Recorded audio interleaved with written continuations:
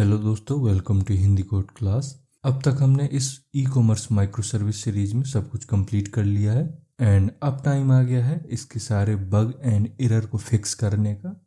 इसलिए आज से हम स्टार्ट कर रहे हैं इस प्रोजेक्ट का टेस्टिंग फेज, जिसमें हम सारी माइक्रो सर्विस को एक के बाद एक टेस्ट करेंगे।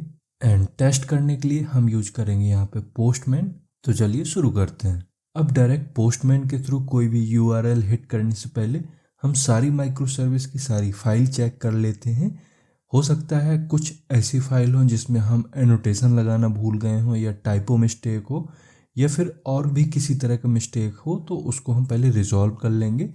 इसके बाद हम सारी माइक्रो सर्विस को रन करके देखेंगे। अगर प्रॉपर रन हो रहा है, इसके बाद हम पोस्टमैन में उसको चेक करेंगे, मतलब पोस्टमैन में एपीआई हिट करेंगे। ठीक, तो यहाँ पे सबसे पहले है एपीआई गेटवे, तो इसको ओपन कर लीजिए। इसमें आपको मिलेगा main/java, जिसमें आपकी सारी जावा फाइल्स होती हैं। इसको ओपन कर लीजिए। अब इसमें जो भी पैकेज हैं, पैकेज के अंदर जितनी भी फाइल हैं, उनको एक एक करके चेक कर लेंगे। तो यहाँ पे वीडियो के अंदर सारी फाइल्स को चेक करके दिखाना थोड़ा सा टफ काम है। सारी फाइल्स को इस वीडियो में अगर हम कवर करेंगे तो थोड़ी सी वीडियो लंबी हो जाएगी। इस वजह से मैं फाइल्स तो सारी चेक करूँगा, बट जिस फाइल में इशू या एरर होगा, कुछ बग्स होंगे, उनको फिक्स करने के लिए उसको मैं आपको दिखाऊंगा और बाकी को स्किप कर दूंगा। तो आप चलते हैं, हम पहली फाइल खोलते हैं। यहाँ पे इसमें कोई इशू नहीं दिख रहा है, तो हम दूसरी फाइल खोलते हैं। यहाँ पे 2 फाइल्स हैं, इसमें भी इशू नहीं है, तो दूसरी फाइल खोलते हैं। अब इसमें कस्टम राउट फिल्टर हम एक क्लास बना रहे हैं, बट इसको अभी स्प्रिंग हैंडल नहीं करेगा क्योंकि इसके ऊपर हमने कोई एनोटेशन नहीं लगाया है। तो यहाँ पे लगा दीजिए एट कंपोनेंट, इसको कर दीजिए सेव। इसके बाद आते हैं नेक्स्ट पैकेज में, एंड यहाँ भी हमारे पास 2 फाइल हैं, इनको ओपन करते हैं। अब यहाँ पे हमने कंपोनेंट लगा रखा है, ठीक है। एंड यहाँ पे जो हमने इन पॉइंट दे रखा है API/user/register, तो ये हम अपने यूजर माइक्रो सर्विस में चेक कर लेंगे एंड लॉगिन के लिए भी चेक कर लेंगे जब अभी हम यूजर सर्विस चेक करेंगे। अब हम JWT util ओपन करते हैं। इधर हम वैल्यू ले रहे हैं, मतलब वैल्यू में की डाल रहे हैं JWT.secret। तो ये हम चेक कर लेंगे अपने प्रॉपर्टी फाइल में। तो यहाँ पे आते हैं, इधर आपको मिलेगा application.property, एंड यहाँ पे जो आपने की का नाम डाल रखा है वो app.jwt.secret। तो आपके पास 2 ऑप्शन है, या तो यहाँ से इस ऐप को हटा दीजिए या फिर वहाँ पे ऐप को ऐड कर दीजिए। तो मैं अभी यहाँ से ऐप हटा देता हूँ, इसका भी ऐप हटा देता हूँ, ठीक है, क्योंकि आपको सेम की रखनी है इधर एंड सर्विस के अंदर, मतलब JWT util के अंदर। इसको करिए सेव। अब इस JWT util को दोबारा से चेक करते हैं। अब इसमें बाकी चीज़ें आपको सही दिख रही होंगी। अब हम इसका application.yml भी चेक कर लेते हैं। अब यहाँ पे ये पोर्ट नंबर दिख रहा है आपको, ये 8084 है। तो हम यहाँ पे स्टार्टिंग से इसको लेके चलते हैं, मतलब जो पहले नंबर पे यहाँ पे सर्विस हम ओपन कर रहे हैं उसका हम पोर्ट नंबर देंगे 8080, दूसरी सर्विस का पोर्ट सेट करेंगे 8081, तीसरी का 8083। इस तरह से हम सारी सर्विस के लिए पोर्ट नंबर सेट कर देंगे, जिससे कि कन्फ्यूजन नहीं रहेगी कि इससे पहले हमने ये 8084 दिया है किसी को या नहीं दिया है। तो यहाँ पे 8080 कर देते हैं। इसके बाद एप्लीकेशन नेम हमने दिया है, बट एप्लीकेशन नेम हम अपने application.property में भी दे चुके हैं। तो इसको ओपन करिए एंड यहाँ से एप्लीकेशन नेम इसको हटा दीजिए, क्योंकि हमें एक ही जगह एक प्रॉपर्टी रखनी है। इसको करिए सेव। अब इसके बाद हमने काफ़ी सारी चीज़ सेट कर रखी हैं। इधर जो ये फिल्टर नाम दिया है, तो ये कस्टम हो गया है, कस्टम नहीं है, ये कस्टम है। तो इसको M करिए। इसके अलावा यहाँ पे जो हमने पाथ सेट किया है, ये पाथ यूजर सेट किया है, बट हमने जावा फाइल के अंदर इसको API/users किया था। तो हमें यहाँ भी API/user करना पड़ेगा, /API/users। इसको कर दीजिए सेव। अब इन सभी टैब्स को कर देते हैं क्लोज ऑल, एंड इसको कर देते हैं मिनिमाइज। इसके बाद नेक्स्ट हमारी सर्विस है इन्वेंट्री सर्विस। इसको ओपन करते हैं, इसमें जाइए main/java में, एंड यहाँ पे मल्टीपल पैकेज हैं। इनमें आपको चेक करना है सारे पैकेज को। इधर हम ओपन करते हैं एंटिटी, एंड एंटिटी में ये इन्वेंट्री क्लास। इसमें टेबल नेम इन्वेंटोटी की जगह इन्वेंटरी कर देना है। तो यहाँ पे टी हटाइए एंड आर, इसको कर दीजिए सेव। अब ओपन करिए मैपर। इसमें एक जावा फाइल है, इसको ओपन कर लीजिए। अब इसका ऑब्जेक्ट भी अभी स्प्रिंग हैंडल नहीं करेगा, क्योंकि यहाँ पे एक एनोटेशन लगाना होता है, कंपोनेंट। इसके बाद ओपन करते हैं रिपोजिटरी। ठीक है, इसमें आप बस एक एनोटेशन दे सकते हो, एट रिपोजिटरी। एंड एक दूसरी रिपोजिटरी है, इसको भी ओपन करके देखते हैं। अब इधर आपको यहाँ पे स्ट्रिंग ऑर्डर आईडी दिख रही है, बट ये ऑर्डर आईडी है, यहाँ पे डी लगाइए। ये सब टाइपो मिस्टेक हैं, हो सकता है आपने ये कोई भी मिस्टेक ना की हो, बट मेरे एंड पे है तो मुझे सही करना पड़ेगा। इसमें भी हम एक एनोटेशन लगा सकते हैं, एट रेपोजिटरी। इसको भी कर दीजिए सेव। अब हम चलते हैं अपने प्रॉपर्टी फाइल में एंड देखते हैं उधर कोई मिस्टेक है या नहीं है। इधर हमारे पास है application dot property and application dot YML। तो प्रॉपर्टी में देखते हैं क्या सेट है। इधर हमने स्प्रिंग एप्लीकेशन नेम सेट कर रखा है एंड पोर्ट नंबर सेट कर रखा है। तो हमने जो पहला पोर्ट सेट किया था वो 8080 था, तो हम इसमें अब 8081 कर देंगे। एंड चाहो तो ये सारी प्रॉपर्टी हम एक ही फाइल में लिख सकते हैं। हम एप्लीकेशन डॉट YML में आते हैं एंड इधर सारी प्रॉपर्टी हम सेट कर सकते हैं। तो अभी यहाँ पे सिर्फ स्प्रिंग काफका की प्रॉपर्टी सेट है, हमें यहाँ पे डेटाबेस की प्रॉपर्टी सेट करनी पड़ेगी। तो यहाँ पे आते हैं, इससे बाहर निकलना पड़ेगा। तो इधर लिखिए स्प्रिंग डॉट डेटा सोर्स, इसमें सेट कर देंगे URL। तो JDBC :MySQL :/localhost 3306। And inventory के लिए जो डेटाबेस बनाएंगे उसका नाम रख देंगे inventory_db। इसके बाद आपको user name and password set करना पड़ता है। तो यूजर नेम इसमें दीजिए रूट, देन पासवर्ड इसका नाम दीजिए रूट।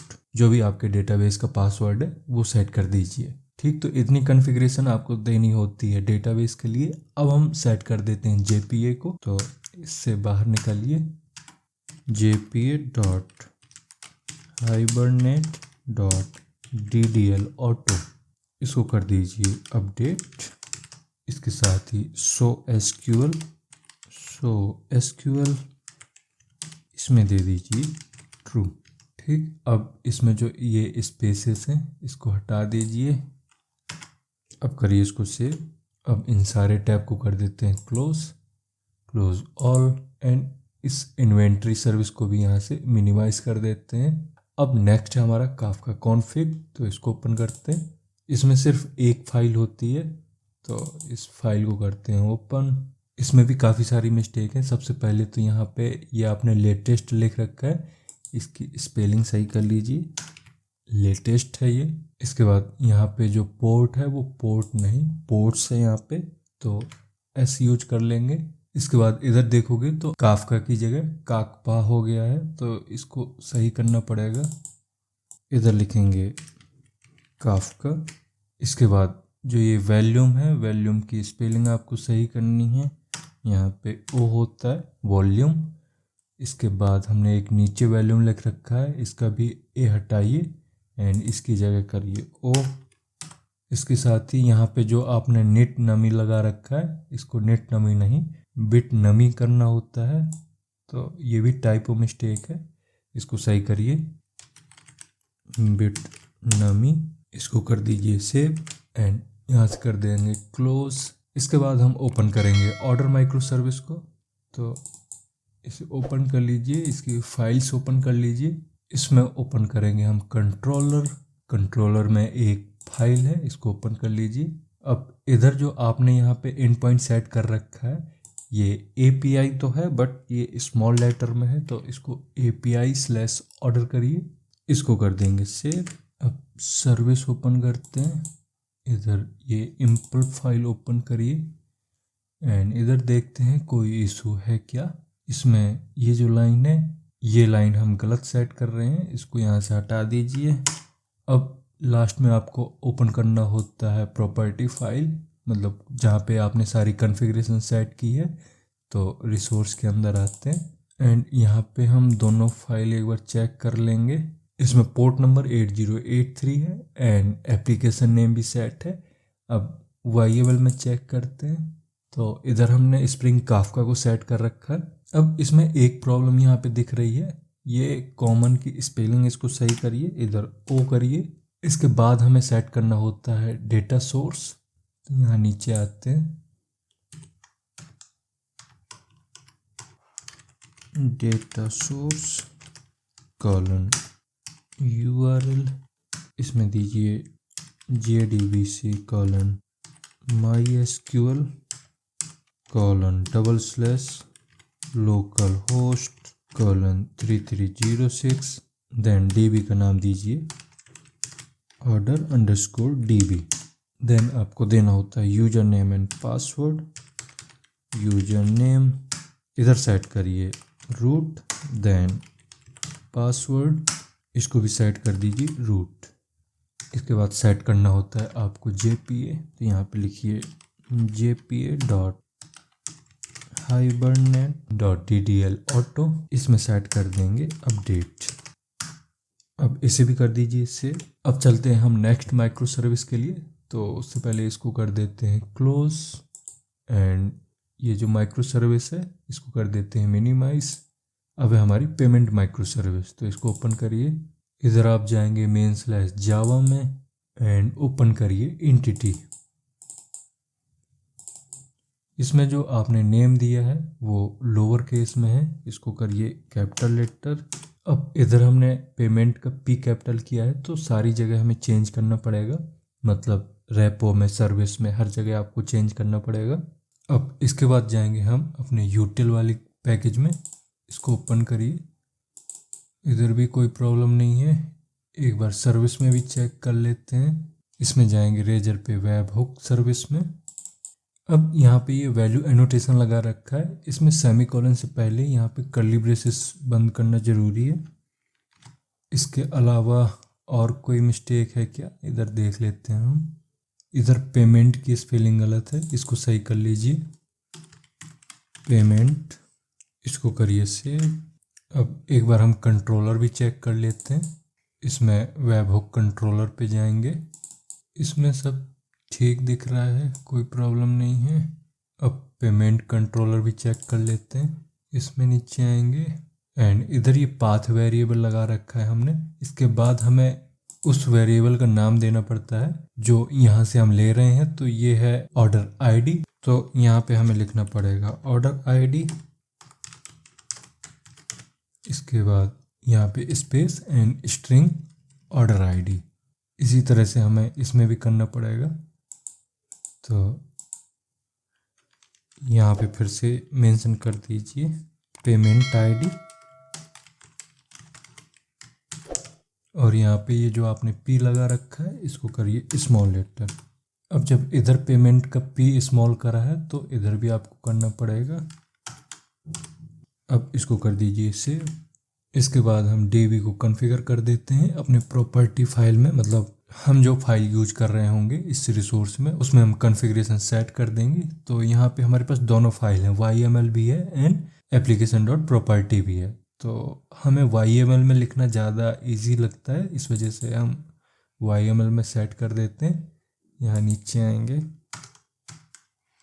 इसमें लिखिए spring colon data source colon URL, इसमें सेट करेंगे JDBC colon MySQL colon /localhost colon 3306 payment DB। इसके बाद यूजर नेम एंड पासवर्ड, इसमें सेट कर लीजिए रूट एंड पासवर्ड, इसमें भी रूट सेट कर लेते हैं। इसके बाद JPA के लिए यहाँ लिखिए JPA कॉलन हाइबरनेट, इसमें आ गया DDL ऑटो, इसको कर दीजिए अपडेट। बस इतना करना था, इसको कर दीजिए सेव। अब इन सारे टैब को कर देते हैं क्लोज, क्योंकि अब हमें टेस्ट करना है, मतलब चेक करना है अगली सर्विस को। तो यहाँ पे कर दीजिए क्लोज ऑल एंड इस माइक्रो सर्विस को कर दीजिए मिनिमाइज। अब हम चलते हैं प्रोडक्ट माइक्रो सर्विस में। यहाँ पे main/java ओपन करिए एंड इसमें जाएंगे हम सर्विस में एंड इधर प्रोडक्ट सर्विस इम्पल ओपन कर लेते हैं। एंड इधर नीचे आप देखोगे तो आपने ये लाइन ऐड कर रखी है, मतलब हम मेन क्लास को यहाँ पे कॉल करा रहे हैं, तो ऐसा नहीं करना है। यहाँ पे इसको हटा दीजिए, ये बाय मिस्टेक ऐड हुआ होगा, क्योंकि मुझे याद है इसको मैंने लेक्चर के अंदर कहीं भी इसको ऐड करने का सजेस्ट नहीं किया होगा। अब इसकी वजह से ये जो डिपेंडेंसी मतलब इंपोर्ट हो गई थी यहाँ पे ये क्लास, इसको भी हटा दीजिए। अब हम चलते हैं अपने मैपर में। यहाँ पे ये पहला मैपर खोलते हैं, मतलब कैटेगरी मैपर, एंड इसमें हम यूज कर लेंगे एक एनोटेशन एट कंपोनेंट। इसको ऐड करने की वजह से स्प्रिंग इसका खुद से ही ऑब्जेक्ट क्रिएट कर देगा एंड जिधर भी हमें इसकी डिपेंडेंसी होगी वहाँ इंजेक्ट कर देगा। अब इसी तरह से हमें इस वाले में कर देना है। यहाँ पे आएंगे एंड इधर लगाइए एट कंपोनेंट, देन इसको कर दीजिए सेव एंड इसे भी हमने सेव नहीं किया है तो इसे भी सेव कर दीजिए। अब हम चलते हैं अपने कंट्रोलर में। इधर हम पहले जाएंगे प्रोडक्ट कंट्रोलर एंड इधर चेक करिए कोई इशू है क्या। एंड आप इधर देखोगे फिल्टर में, इधर जब आप सर्विस को कॉल कर रहे हो तो यहाँ पे आप चेक करोगे तो हमने मिन प्राइस 2 बार कर दिया है, बट यहाँ पे होना चाहिए मिन प्राइस एंड मैक्स प्राइस, तो इसको कर दीजिए मैक्स। इसके अलावा हमने यहाँ पे रिक्वेस्ट परम यूज किया है, रिक्वायर्ड फॉल्स, ठीक है। मिन प्राइस में भी कर रखा है, इसके अलावा रिक्वायर्ड फॉल्स मैक्स प्राइस में भी है, बट यहाँ पे जो आपने डबल यूज किया है तो ये डबल का D हमें कैपिटल करना पड़ेगा, इसको कर दीजिए सेव। अब इधर जो ये अनयूज्ड इंपोर्ट है इनको हटा देते हैं। पहले तो ये माइक्रोमीटर वाली क्लास इंपोर्ट कर रखी है, इसको यहाँ से हटा दीजिए।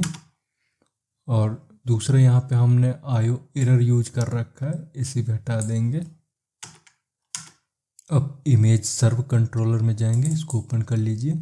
अब यहाँ पे ये अपलोड डायरेक्टरी एंड इधर प्लस नहीं करना है, इधर कॉमा का यूज करिए, 2 पैरामीटर देने हैं हमें। इसके बाद एक बार एंटिटी को भी चेक कर लेते हैं, तो यहाँ पे आते हैं एंड प्रोडक्ट ओपन करिए, इसमें सारी चीज़ें ठीक हैं, प्रोडक्ट ठीक है एंड यहाँ पे आपने रिलेशन सेट कर रखे हैं, ठीक है, ये सारी चीज़ें ठीक हैं। बट DTU मैपर में जब आप इसको यूज करोगे तो वहाँ पे नल पॉइंट एक्सेप्शन आ सकता है, मतलब नल पॉइंट हैंडल करना पड़ेगा।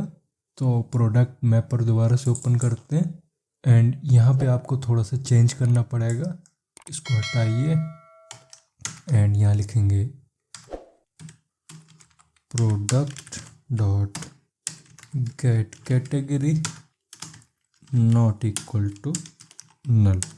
अगर ये ट्रू है तो यहाँ पे लगा दीजिए क्वेश्चन मार्क, इसमें हम सेट कर देंगे कैटेगरी ID को, उसके लिए यहाँ पे लिखना पड़ेगा आपको product dot get category dot gate ID and अगर ये ट्रू नहीं निकलता है तो इधर कॉलन के बाद लिखिए नल, इसे कर दीजिए सेव। अब हम चेक कर लेते हैं रिपोजिटरी, तो इसको भी ओपन कर लेते हैं। इधर मैक्स प्राइस का P कैपिटल करना पड़ेगा। अब इधर आपने वेयर का यूज कर दिया है, बट इधर यूज होना चाहिए फ्रॉम। इसके बाद यहाँ पे P डॉट नेम होता है, P कॉमा नेम नहीं होता है, यहाँ डॉट यूज करिए एंड ये एंड यूज किया है। इसके बाद आपको स्पेस देना होता है, ये कुछ कॉमन मिस्टेक थी, इनको आपको सही कर लेना है। अब इसे कर दीजिए सेव। अब इसे कर देते हैं क्लोज, यहाँ पे क्लोज ऑल कर दीजिए, सेव कर दीजिए एंड इसे कर देंगे मिनिमाइज। अब है यूरेका सर्वर, इसको ओपन करके देखते हैं।